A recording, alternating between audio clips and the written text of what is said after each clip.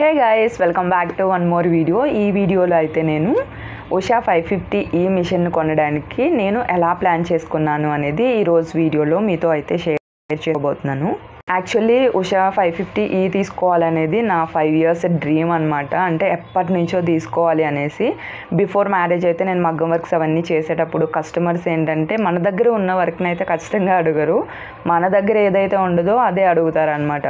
అప్పుడైతే కనుక ఎక్కువ కంప్యూటర్ ఎంబ్రాయిడరీ ఉంటే చేయండి అంటే తక్కువ బడ్జెట్లో అయిపోతుంది అండ్ బీడ్స్ అవన్నీ కలర్ షేడ్ అవ్వకుండా ఉంటాయి కదా. సో అందరి ఒపీనియన్ అలా ఉండేదన్నమాట, అంటే 5 years బ్యాక్. సో నాకేమనిపించిందంటే ఓకే, నేను ఎంబ్రాయిడరీ మిషన్ తీసుకుంటే బాగుంటుంది అని అనిపించింది. అంటే కొన్ని పాయింట్స్ చెప్తాను, అంటే నేను ఏమేం చేసి మిషన్ కొనడానికి రెడీ అయ్యాను అనేది అయితే ఈ వీడియోలో చెప్తాను.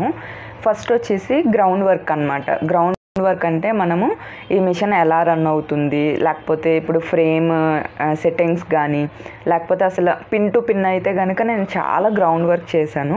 బట్ ఈ మిషన్ అయితే నేను వెంటనే తీసేసుకుందామనే అనుకున్నాను అనమాట. అంటే 5 years బ్యాక్ కదా, నాకు తీసుకోవాలని బాగా ఉండేది. దాని తర్వాత మ్యారేజ్ అయింది, దాని తర్వాత కోవిడ్ సెకండ్ వేవ్ వచ్చిందనమాట.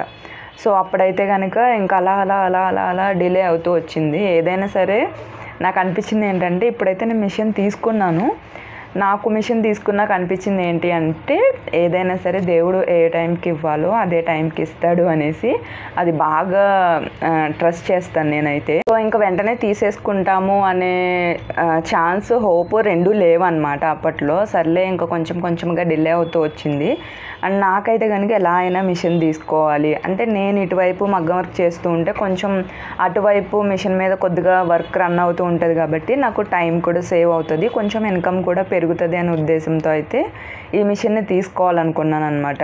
బట్ నాకేంటంటే ఈ పీరియడ్లో మొత్తం అంతా లేట్ నాకు ఫైనాన్షియల్ సెట్ అవ్వకపోవడము, లేకపోతే బ్యాంక్లో లోన్ దొరకకపోవడము, ఇలా చాలా స్ట్రగుల్స్ అయ్యాయన్నమాట.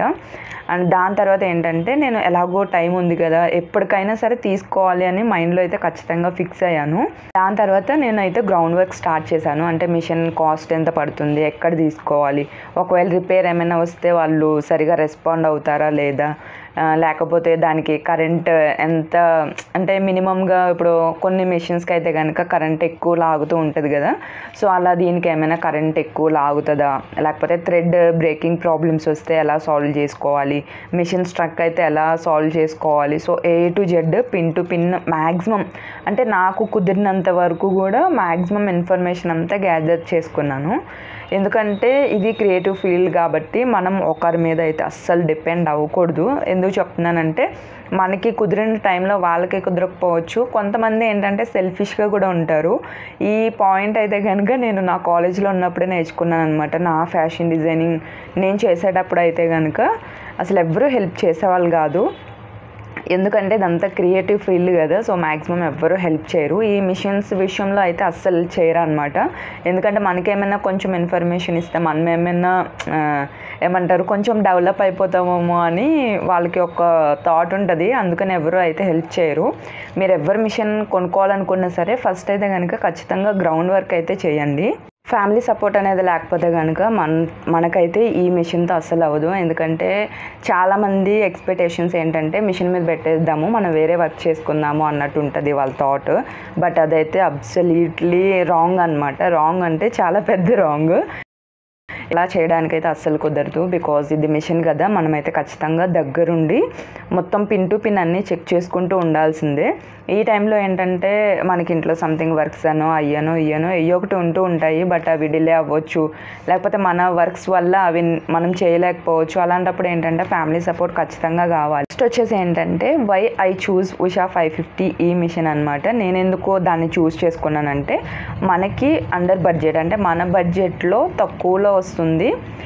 బట్ ఏంటంటే ఫస్ట్ ఎప్పుడైనా సరే మనం స్టార్టప్ చేసేటప్పుడు మ్యాక్సిమం చిన్న మిషన్తో స్టార్ట్ చేస్తేనే బెటర్ అని నా ఒపీనియను. ఎందుకంటే ఇప్పుడు కొంచెం ఎక్కువ మంది కస్టమర్స్ ఉన్నారనుకోండి, అంటే ఆల్రెడీ చాలామంది కస్టమర్స్ ఉన్నారు, మీ బిజినెస్ బాగా రన్ అవుతుంది అనుకుంటే కమర్షియల్ పరంగా మీరైతే పెద్ద మిషన్కి వెళ్ళండి, అలాంటప్పుడు నో ప్రాబ్లం.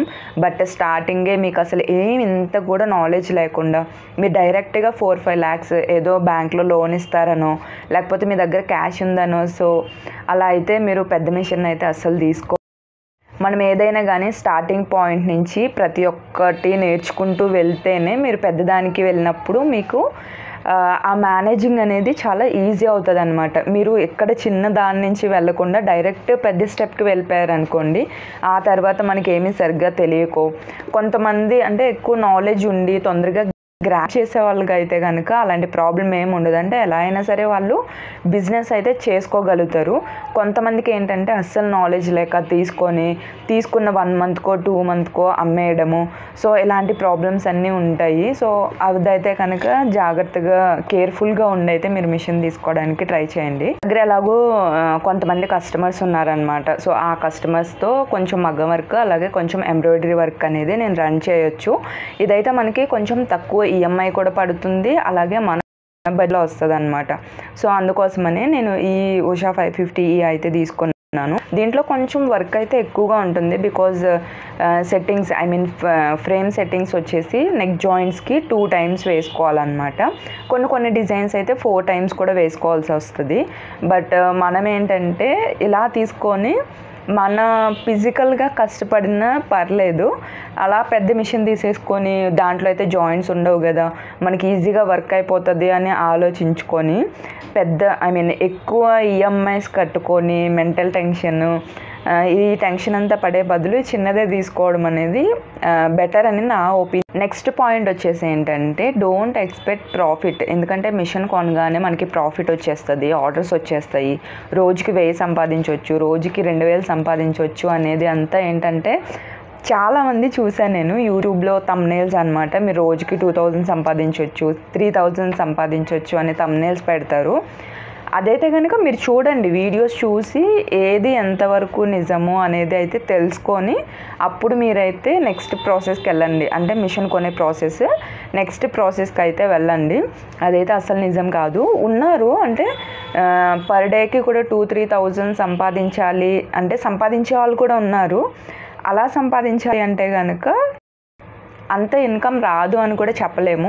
ఎందుకంటే ఈ చిన్న మిషన్ మీద రోజుకి 2-3,000 సంపాదించడం అనేది జస్ట్ ఇంపాసిబుల్ అనమాట. ఎందుకంటే మనకి థ్రెడ్ చేంజింగ్స్ ఉంటాయి, నెక్స్ట్ నెక్ జాయింట్స్ ఉంటాయి. సో దానికి చాలా టైం వేస్ట్ అవుతుంది. ఒక డిజైన్ కుట్టాలి అంటే అంత సింపుల్ది కుట్టాలన్నా మనకి మినిమం ఒక 5-6 అవర్స్ పడుతుంది. అంటే మన డేలో ఒక 5-6 అవర్స్ వేసుకోండి. దాని తర్వాత ఇంకొకటి అంటే మినిమం రోజుకి అంటే ఫుల్గా కస్టమర్స్ ఉంటే కనుక మినిమం రోజుకి ఒక 1000 అయితే సంపాదించవచ్చు. అది కూడా ఎర్లీ మార్నింగ్ లేచి మీరు మిడ్ నైట్ వరకు కష్టపడే. సో అలాంటి ప్రాఫిట్స్ అయితే అస్సలు ఎక్స్పెక్ట్ చేయొద్దు. ఫస్టే నాకు ప్రాఫిట్ వచ్చేస్తుంది, నేను ఇలా మిషన్ తీసుకోగానే నాకు వర్క్ వస్తుంది, ఆ వర్క్కి వచ్చిన మనీతో నేను ఈఎంఐ కట్టేసుకుంటాను. సో అలాంటి అసలు ఏం పెట్టుకోవద్దు. నేనైతే ఎలా ప్రిపేర్ అయ్యానంటే ఫస్ట్ ఒకటే అనుకున్నాను అనమాట, మిషన్ కొన్న 1 year వరకు నేను ప్రాఫిట్ అనేది ఎక్స్పెక్ట్ చేయకూడదు అని మెంటల్గా అయితే ఫస్ట్ ఫిక్స్ అయ్యాను. అండ్ ఈఎంఐ ఎలా కట్టుకోవాలి అనేది కూడా నేను ముందే ప్లాన్ చేసుకున్నాను అనమాట. ఎలా లేదన్నా సరే నాకు మంత్లో ఒక 5-6 మగ్గం వర్క్ బ్లౌజెస్ అయితే వస్తాయి కదా, సో ఆ వర్క్స్కి వచ్చిన అమౌంట్ని నేను ఇటు ఈఎంఐ లాగా పే చేసుకున్నాము అనేసి అలా అయితే ప్లాన్ చేసుకున్నాను అనమాట. ఇదైతే కనుక మనకి డెవలప్ అవడానికి చాలా టైం పడుతుంది. మీ దగ్గర కస్టమర్స్ ఉంటే ఓకే, ఇన్ కేస్ కస్టమర్స్ లేకపోతే కనుక మీకు కస్టమర్స్ వచ్చే వరకు ఈ వెయిటింగ్ ప్రాసెస్ అనేది చాలా టైం పడుతుంది అనమాట. ఇవన్నీ ఎందుకు చెప్తున్నానంటే ఫస్టే ఏదో వచ్చేస్తుంది, ప్రాఫిట్ వచ్చేస్తుంది అనే థాట్లో అయితే ఇదనే కాదు ఏ బిజినెస్ కూడా మనం స్టార్ట్ చేయకూడదు. ఇంకా నేనైతే ఇదే ప్రిపేర్ అనమాట. How I prepare my self, నేనైతే కనుక ఇదే ప్రిపేర్ అయ్యాను. ఫస్ట్ పాయింట్ వచ్చేసి నేనైతే ప్రాఫిట్ అనేది ఎక్స్పెక్ట్ చేయకూడదు. మనకి ఈఎంఐ ఎంత పడుతుందో అంటే మన బడ్జెట్లో మిషన్ అలాగే ఈఎంఐ కూడా రావాలన్నమాట. అంటే ఇప్పుడు ఇది వచ్చేసి 1.50 lakh అనుకోండి. సో మనకి ఈఎంఐ వచ్చేసి 4,000 ఆర్ 5,000 బిలో పడుతుంది. నాకేంటంటే 5,000 బిలో అంటే ఓకే, ఐ విల్ మేనేజ్ అనమాట. అంటే నేను వర్క్స్ చేసో లేకపోతే ఈ బ్లౌజెస్ కుట్టేసో ఏదో ఒకటి చేసి నేనైతే ఈఎంఐ పే చేసుకోగలను. ఓకే, నేను అలా అయితే చేసుకుని నేనైతే కనుక మిషన్ తీసుకోవచ్చు అనేది నేను ప్రిపేర్ అయ్యాను అనమాట. అంటే నా సెల్ఫ్ని అయితే ప్రిపేర్ చేసుకున్నాను. ఎందుకంటే లాస్ ఆర్ ప్రాఫిట్ కొంచెం అయితే ఖచ్చితంగా వెయిట్ చేయాలి. ఫస్ట్ అయితే ప్రాఫిట్ ఖచ్చితంగా రాదు, వస్తే హ్యాపీ. ఒకవేళ ఇన్ కేస్ రాకపోతే మనం డిసప్పాయింట్ అయ్యి తొందరగా మిషన్స్ అమ్మేయడము. సో చాలామంది మిషన్స్ ఎందుకు అమ్మేస్తుందో నేను ఒక వీడియో అయితే ఖచ్చితంగా చేస్తాను. కొన్న 2 monthsకి 3 monthsకే మిషన్స్ అనేది అమ్మేస్తూ ఉంటారనమాట. అది ఎందుకు అలా జరుగుతుంది అనేది నేను ఖచ్చితంగా ఒక వీడియో అయితే చేస్తాను. నెక్స్ట్ వచ్చేసి ఏంటంటే మిషన్ గురించి మనకి మినిమం నాలెడ్జ్ అనేది ఉండాలన్నమాట. ఎప్పుడైనా సరే మనం ఏది చేయాలన్నా సరే ఫస్ట్ గ్రౌండ్ వర్క్ అనేది చేసుకోండి. అంటే మనకి ఏమీ తెలియకుండా నాకు అది కావాలి, సో నేను అది కొనేసుకుంటాను అన్నట్టు మీరు మైండ్లో ఫిక్స్ అయ్యి అయితే అస్సలు వెళ్ళొద్దు. ఎందుకంటే ఇది క్రియేటివ్ ఫీల్డ్ కాబట్టి ఎవ్వరూ మనకి హెల్ప్ చేయరు. మనమే అన్నీ తెలుసుకోవాలి. ఏది జరిగినా మనకే అన్నమాట. అంటే ఇన్ కేస్ ఏదైనా ప్రాబ్లం వచ్చినా మనకే తెలిసి ఉండాలి. అస్తమాను మనము ఏమంటారు మెకానిక్ని పిలవడము, వాళ్ళు వచ్చి రిపేర్ చేయడము అలాంటివి అస్సలు జరగవు. మిషన్ తీసుకునే ముందు కూడా చాలా చెప్తూ ఉంటారనమాట. మీకు ఏ ప్రాబ్లం వచ్చినా మేము వచ్చేస్తాం మేడం, మీరు ఎలా ఫోన్ కొట్టండి మేము అలా మీ కళ్ళ ముందు ఉంటాము. సో ఇలాంటి హామీలన్నీ ఇస్తూ ఉంటారనమాట. అవి అయితే అస్సలు నమ్మొద్దు. కొంతమంది ఉన్నారు ఇచ్చేవాళ్ళు, బట్ అందరూ ఇస్తారని అయితే నేనైతే అస్సలు చెప్పను. కానీ అదైతే అస్సలు నిజం కాదనమాట. ఎందుకంటే వాళ్ళు సేల్స్ అనేది జరగడం కోసం ఇవన్నీ చెప్తూ ఉంటారు. మనకేంటంటే వాళ్ళు చెప్పే మాటలకి ట్రస్ట్ వస్తుంది అనమాట. అంటే ఓకేలే మనకి ఏ ప్రాబ్లం వచ్చినా కూడా వాళ్ళు చూసుకుంటారు కదా, సో ఇంకేంటి మనకి ప్రాబ్లం అన్నట్టు ఏమంటాము ఆ పాయింట్ ఆఫ్ మైండ్లో మనం వెళ్ళి తీసేసుకుంటూ ఉంటాము. బట్ అదైతే అస్సలు కరెక్ట్ అయిన పద్ధతి కాదు. ఎందుకంటే మీరు మ్యాక్సిమం గ్రౌండ్ వర్క్ చేసుకోండి. అంటే థ్రెడ్ ప్రాబ్లమ్స్ వస్తే మనం ఎలా సాల్వ్ చేసుకో తర్వాత మనకి మిషన్ తీసుకున్నాక కూడా ఓకే ఈ ప్రాబ్లం ఆల్రెడీ మనం వీడియో చూసాం కాబట్టి మనము ఎలా సెటిల్ చేసుకోవచ్చు, దీన్ని ఎలా సొల్యూషన్ తీసుకోవచ్చు మ్యాక్సిమం ఐడియా వచ్చేస్తుంది అనమాట. మిషన్ తీసుకున్నాక అంటే గ్రౌండ్ వర్క్ ఏమీ చేయకుండా మిషన్ తీసుకున్నప్పుడు అయితే వాళ్ళు వచ్చి డెమో ఇస్తారు. బట్ మనం డైలీ క్లాసెస్కి వెళ్ళి ఆ నెక్స్ట్ డే ఆ లెసన్ అనేది చదివి అప్ చెప్పడమే ఒక గగనము. రోజు స్కూల్కి వెళ్తేనే సరిగ్గా ఆ లెసన్స్ అర్థం కావు. ఇంకా 1 or 2 hours ఇచ్చే డెమో ఏమో అర్థం అవుతుంది చెప్పండి? అర్థం అవుతుంది, బట్ వాళ్ళైతే ఖచ్చితంగా అన్నీ చెప్తారు, పిన్ టు పిన్ చెప్తారు. బట్ ఆ చెప్పిందంతా మన మైండ్లోకి ఎంత వెళ్ళింది అనేదే పాయింట్. బట్ కాకపోతే కనుక మనకు అస్సలు గుర్తుండదు. ఏ వర్క్ చేస్తూ ఉన్నప్పుడు మనకి మెల్లమెల్లగా దాని మీద ఒక నాలెడ్జ్ వస్తుంది అనమాట. ఓకే ఈ పాయింట్ ఇక్కడ అటాచ్ చేసాము, నెక్స్ట్ టైం ఇది ఇక్కడ అటాచ్ ఇవైతే కనుక చాలా మెయిన్ ఇంపార్టెంట్. ప్రాక్టీస్ అనేది చేయాలి. మనకి ప్రాక్టీస్ చేస్తూ ఉంటేనే డౌట్స్ వస్తాయి అన్నమాట. వాళ్ళు చెప్పినప్పుడు మనకు అంతా అర్థమైనట్టే ఉంటుంది. తర్వాత వెళ్ళిపోయిన తర్వాత మనం బ్లౌజ్ చేశాక మొత్తం అంతా కూడా చాలా బ్లాంక్గా అనిపిస్తుంది అనమాట. నాకైతే కొంచెం మర్చిపోతూ ఉంటాను అనమాట కొన్ని. సో అందుకని నేను ఏం చేశానంటే వాళ్ళు చెప్పేటప్పుడే అన్ని వీడియోస్ తీసుకున్నాను అనమాట. ఖచ్చితంగా ఆ వీడియోస్ కూడా పోస్ట్ చేయడానికి అయితే ట్రై చేస్తాను. వచ్చేసి నేను ఈ మిషన్కి how I plan for money, నేను మనీ ఎలా ప్లాన్ చేసుకున్నది అనేది చెప్తాను. ఫస్ట్ అయితే కనుక నాకు బేసిక్గా నేను ఈ మిషన్ తీసుకోవాలని అయితే అస్సలు లేను.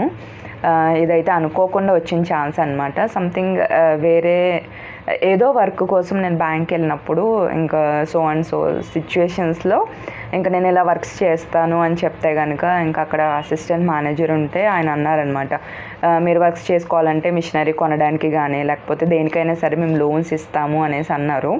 యాక్చువల్లీ నేను ఏంటంటే మా ఫ్రెండ్ మ్యారేజ్ కోసం వెళ్ళానమాట. అనుకోకుండా ఆ మ్యారేజ్లోంచి నాకు ఈ ఆపర్చునిటీ వచ్చిందనమాట. ఆ మ్యారేజ్ అయ్యేలోపు నాకు ఈ ఆపర్చునిటీ వచ్చింది. అండ్ నాకైతే వాళ్ళు మిషనరీకి లోన్ ఇస్తాము అనగానే నాకైతే నిజంగా ఏమంటారు ఆ ఫీలింగ్ని అయితే నేను అసలు ఎక్స్ప్రెస్ చేయలేను. అలా చెప్పగానే నాకైతే ఇంకా ఎగిరి గంతులు వేయాలనిపించింది అనమాట అక్కడ బ్యాంక్లోనే. నిజంగా ఏంటంటే ఎప్పటి నుంచో వెయిట్ చేస్తున్నది ఆటోమేటిక్గా మనమేమి ప్రయత్నం చేయకుండానే ఆ ఛాన్స్ మన దగ్గరకు వచ్చిందంటే నిజంగా అది చాలా హ్యాపీనెస్ అనిపించింది అనమాట. ఇంకా వెంటనే అమ్మకైతే చెప్పాను, ఇలా ఉందంట అమ్మ, సో నన్ను ఏం చేయమంటావు, తీసుకోమంటావా అని అమ్మని అడిగాను.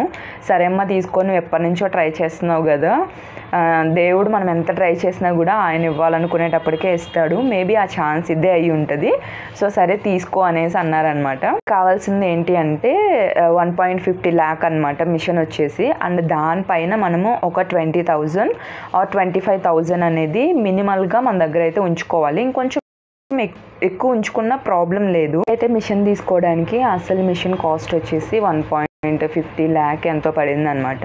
అంటే కొన్ని దగ్గర కొన్ని వేరియేషన్స్ ఉండొచ్చు, నేనైతే ఖచ్చితంగా చెప్పలేను. 1.65 ఆర్ 1.50 కొంచెం అప్ అండ్ డౌన్స్ అవుతూ ఉంటాయి కదా ప్రైజెస్ అనేవి. సో మ్యాక్సిమం మన దగ్గర వచ్చేసి ఒక 25,000 ఆర్ 30,000 అనేది క్యాష్ మన దగ్గర అయితే రెడీగా పెట్టుకోవాలి.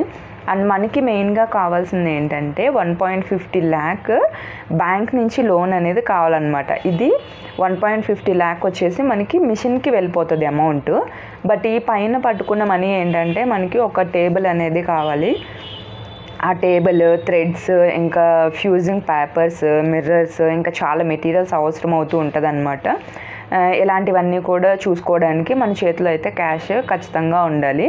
అంటే దాదాపుగా మన దగ్గర ఒక 2 lakhs అయితే ఉండాలన్నమాట. అంటే 1.50 lakh బ్యాంక్ నుంచి లోన్ వచ్చిన మిగిలిన 50,000 వచ్చేసి మన దగ్గర క్యాష్ పెట్టుకుంటే బెటర్ అని నా ఫీలింగ్. నేనైతే కనుక ఇలాగే చేశాను. నాకైతే ఎగ్జాక్ట్గా 1.50 lakh లోన్ అనేది వచ్చింది. అదేంటంటే మనకి బ్యాంక్స్ వచ్చేసి మిషనరీకైనా దేనికైనా సరే ఆ మిషన్ కాస్ట్లో 80% మాత్రమే పే చేస్తారనమాట, అంటే లోన్ ఇస్తారు. నాకు వచ్చేసి 1.12 1.20 వచ్చింది. మిగిలిన అమౌంట్ అంతా కూడా నేను క్యాష్ పెట్టుకుని మిగిలిన అమౌంట్ నేను సెటిల్ చేసుకున్నదే. సో ఇంకా అలా అయితే కనుక నేను అమౌంట్ కొంచెం చేతిలో పెట్టుకుని మిషన్ అయితే లోన్ అప్రూవ్ చేయగానే మేమైతే ఇంకా టేబుల్స్, ఇంకా నేనైతే మ్యాచింగ్ థ్రెడ్స్ అవన్నీ కూడా ముందే తీసేసుకున్నాను. మిషన్ రాకముందే తీసేసుకున్నాను అనమాట. బికాజ్ మిషన్ వచ్చేటప్పటికి అన్నీ రెడీగా ఉంచుకోవాలి. నేను దాని గురించి కూడా ఒక వీడియో అయితే చేస్తాను. అంటే మిషన్ వచ్చేలోపు మనము ఏమేం ప్రిపేర్ చేసుకోవాలి అనేది నేనైతే ఖచ్చితంగా చెప్తాను. అయితే కనుక చాలా అంటే చాలా హ్యాపీ ఈ విషయంలో. నేనైతే ఆఫ్టర్ 5-6 years తర్వాత నేను అనుకున్న డ్రీమ్ని అచీవ్ చేయగలిగాను. ఆల్మోస్ట్ నా మిషన్ తీసుకొని ఒక 7-8 months అవుతుంది. అంటే లాస్ట్ సెప్టెంబర్లో తీసుకున్నాను అనమాట, 2023లో. సో ఆ హ్యాపీనెస్ని అయితే నేను షేర్ చేసుకోలేను. చాలా అంటే నాకు కొంచెము బ్యాడ్ ఒపీనియన్ ఉండేదన్నమాట బ్యాంక్స్ మీద. ఓహో వీళ్ళు కొంచెం మనీ ఉన్న వాళ్ళకో లేకపోతే ఇన్ఫ్లుయెన్స్ ఉన్న వాళ్ళకి మాత్రమే హెల్ప్ చేస్తారు, మనలాంటి మిడిల్ క్లాస్ వాళ్ళకి హెల్ప్ చేయరు, లోన్స్ ఇవ్వరు అనే ఒక బ్యాడ్ థాట్ పడిపోయింది అనమాట. ఎందుకంటే బిఫోర్ మ్యారేజ్ నేను చాలా బ్యాంక్స్కి ట్రై చేశాను. అప్పుడైతే అసలు ఎవ్వరు సరిగా లోన్ దాకా కాదు కదా, అసలు ఫస్ట్ రెస్పాన్సే మంచిగా లేదనమాట. లేదండి అట్లాంటివి ఏమీ లేవు అని చెప్పడము, నేనేమో డల్ అయిపోయి బ్యాక్ సైడ్ రావడము, అలా అయిపోయింది. బట్ ఇప్పుడు నేను తీసుకున్న బ్యాంక్లో అదే నిజంగా అసిస్టెంట్ మేనేజర్ గారు ఇంకా మేనేజర్ గారు వాళ్ళిద్దరూ కూడా చాలా సపోర్ట్ చేశారనమాట. ఇంకా వాళ్ళంతా సపోర్ట్ చేయడం వల్లే ఓకే మనలాంటి టాలెంట్ ఉన్న వాళ్ళకి కూడా ఛాన్స్ వస్తుంది. ఖచ్చితంగా టాలెంట్ ఉన్న వాళ్ళని అయితే వాళ్ళు సపోర్ట్ చేస్తారు అని అనిపించింది. ఆ బ్యాడ్ ఒపీనియన్ అయితే ఈ ఇద్దరు వల్ల నాకైతే పోయిందనమాట. మనం జెన్యున్గా ట్రై చేస్తే కనుక ఖచ్చితంగా లోన్ వస్తుంది. మీరు మీ దగ్గరలో ఏమైనా బ్యాంక్స్ ఉంటే కనుక ఖచ్చితంగా ట్రై చేయండి. నేనైతే బాటమ్ ఆఫ్ మై హార్ట్ వాళ్ళిద్దరికైతే చాలా థ్యాంక్స్ చెప్తాను.